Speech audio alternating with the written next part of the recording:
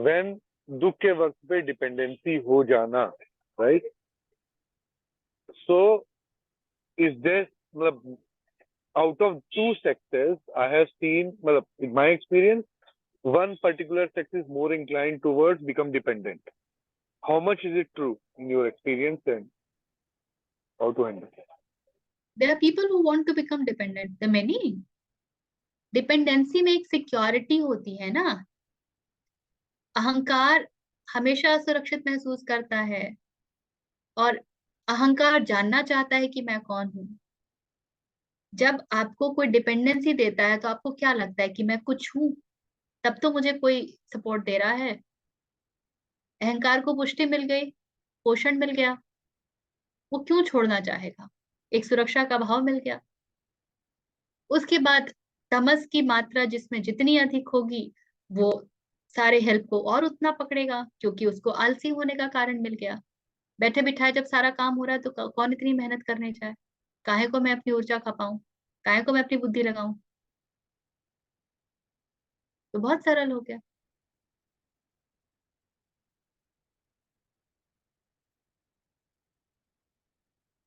चलिए, anything else in this? तो in short, अगर परिवार वाले भी अगर मान लो आपका एनर्जी ड्रेन कर रहे हैं तो उनको छोड़ ही देना चाहिए, स्वधर्म पे काम करो। आत्म की बात करते हैं ना, तो मुझे छोड़कर एवरीबडी इज द अदर। मुझे छोड़कर एवरीबडी इज द अदर। वहां पर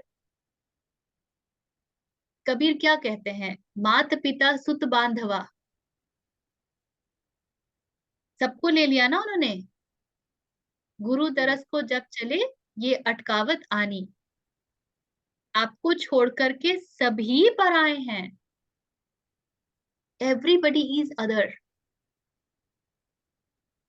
यहाँ पे मोह का थोड़ा कॉन्सेप्ट आ रहा है ना, मोह है ये शायद जो भी हो रहा है ना ये बहुत मोह, जैसे वो अर्जुन वाला स्थिति है ना कि मैं उनको कैसे मार दूं, तो कोई मुझे परेशान कर रहा है तो मैं उनको कैसे बोलूं कि मुझे तुम परेशान कर रहे हो।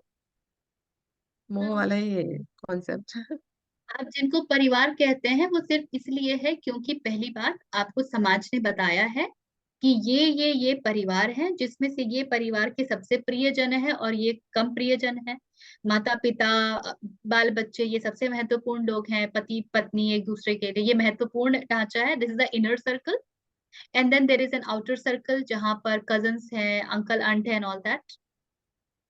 और उसके बाद और भी एक एक्सटर्नल सर्कल है जिसमें आपके एक्वेंटेंसेस हैं। फिर और भी एक एक्सटर्नल सर्कल है जिसमें वो भी है जिनको आप जानते नहीं हैं। तो ये एक सामाजिक ढांचा है जिसके अंतर्गत हम कहते हैं कि कुछ परिवार है, which is your four walls. जबकि आप यदि वाकई आध्यात्मिक होंगे ना, तो आप ये समझेंगे कि ये चार दीवारी सारी परेशानियों की जड़ होती है।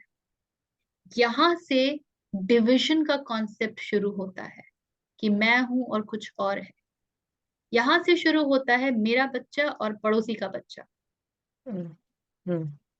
यहां से शुरू होता है कंपैरिजन। यहां से शुरू होता है कि इसको मैं तो ज्यादा करूंगी, उसको नहीं करूंगी। मेरे बच्चे को पहले ट्रॉफी मिलनी चाहिए, 2 मिलनी चाहिए, 5 मिलनी चाहिए, दूसरे को 1 मिलेगी तो ठीक है। सबको मिलनी चाहिए पर ज्यादा मेरे बच्चे को मिलनी चाहिए। जो बहुत उदार होते हैं वो ये कहेंगे सबको मिलना चाहिए, but more to my child. और कम हो तो वो अपने बच्चे को ये थोड़ी बोलेंगे कि नहीं इसको नहीं मिलना चाहिए, उसका भी तो मन है। You will get all sorts of reasoning. तो जो जानते हैं, इसीलिए निजता का, अकेलेपन का, स्वयं के साथ रहने का बहुत महत्व होता है अध्यात्म में। वाई और जब ध्यान तुम में भी देखा था ना, कृष्ण कह रहे हम्म। हैं हम्म। अलोन। लास्ट सेशन में ही था। ध्यान योग में भी और था। जो कोई रहता है ना तो उनको बोलते हैं ये तो अजीब इंसान है, अरे इसको तो कुछ सोशल स्किल नहीं है, और वो उसको पूरी दुनिया से खींच के ले आएगी और पूरा करप्ट कर देंगे।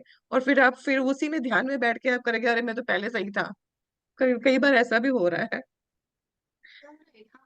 ऐसे ही है। तो हम ये कहते नहीं है ना, हम क्योंकि हमारे भीतर ही वो एक कुंठा होती है, एक डर होता है, और हमारी अपनी कंडीशनिंग है, संस्कार है, तो हम ये कहते ही नहीं है हाँ ऐसा ही है। तो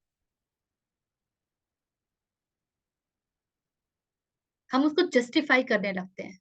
अब अहंकार का कार्य चालू हो गया है, अपने आप को बचाओ, और वहीं पे सारा खेल खत्म हो जाता है। You are very selfish, yes I am, तो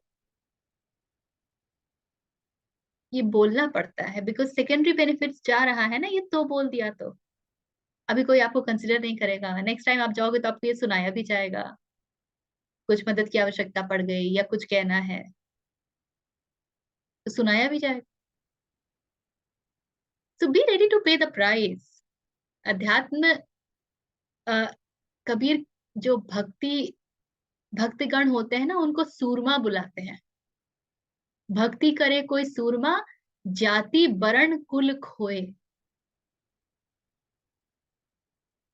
कामी क्रोधी आलसी इनसे भक्ति ना होए। तो जो भक्ति करेगा कृष्ण की, जिसको कृष्ण चाहिए, दैट पर्सन हैज टू पे द प्राइस।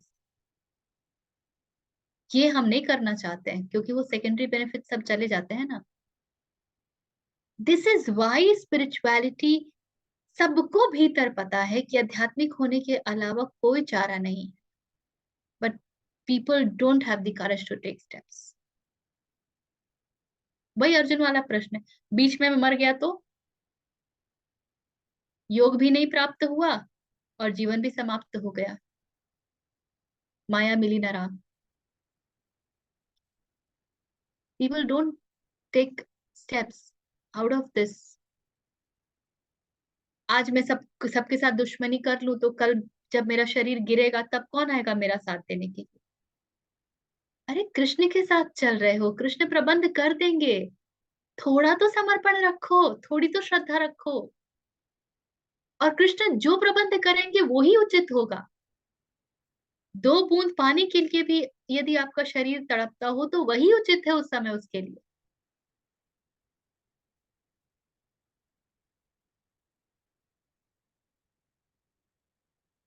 पर इतना श्रद्धा, इतनी समर्पण, ये इतना सरल नहीं होता है। बड़ी निष्ठा चाहिए, बड़ी निष्ठा, कि दिखता ही नहीं कुछ कृष्ण के अलावा। पूरे संसार में उल्लू बनने को तैयार हो जाओ, तब कुछ संभावना बनती है। हाँ मुझे तो समझ नहीं आता, क्या करें, ऐसा ही है।